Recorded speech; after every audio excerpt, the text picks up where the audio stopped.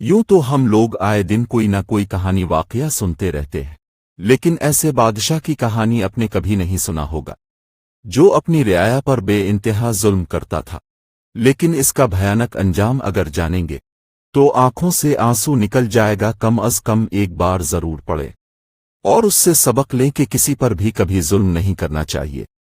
एक जालिम बादशाह ने अपनी रियाया पर जुल्म व सितम करके बहुत सा खजाना जमा किया था और शहर से बाहर जंगल बियाबान में एक खुफिया गार में छुपा दिया था। इस खजाना की दो चाबियां थी, एक बादशाह के पास, दूसरी इसके वजीर के पास। इन दोनों के अलावा किसी को इस खुफिया खजाना का पता नहीं था।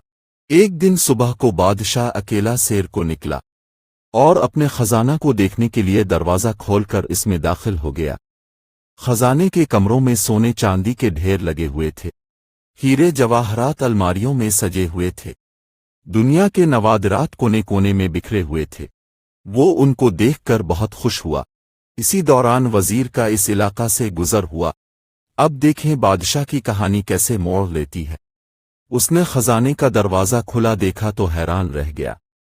उसे ख्याल हुआ कि कल रात जब वो खजाना देखने आया था, शायद इस वक्त वो दरवाजा बंद करना भूल गया हो।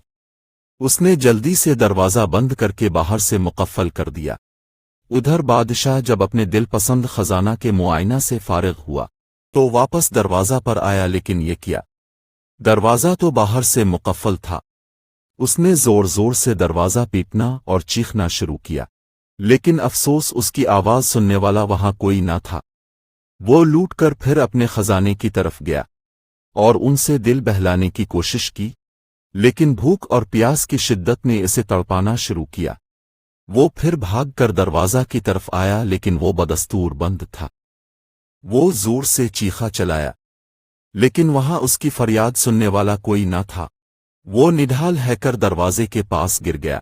जब भूख प्यास से वो बुरी तरह तड़पने लगा तो रेंगता हुआ हीरों की तिजोरी तक गया।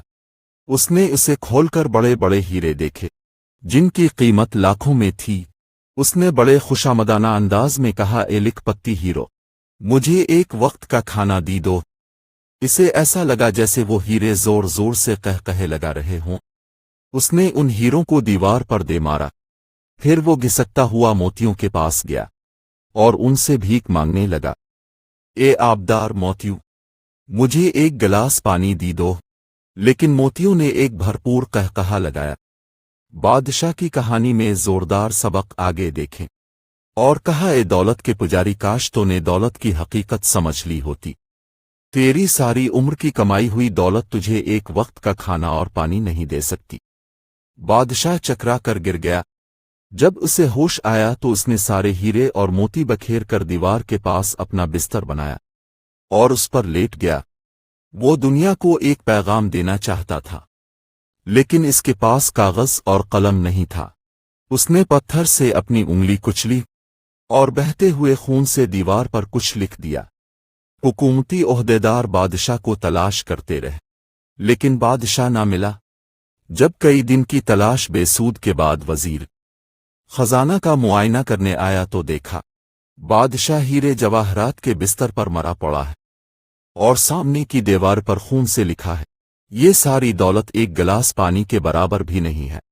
अल्लाह अकबर। बादशाह की कहानी से क्या सीखा कि ये दौलत की कीमत क्या है, इससे समझ आ गया और ये भी मालूम हो गया कि कभी भी सिर्फ दौलत के पीछे नहीं भागना चाहिए, जैसा कि बादशाह की कहानी से मालूम होता है।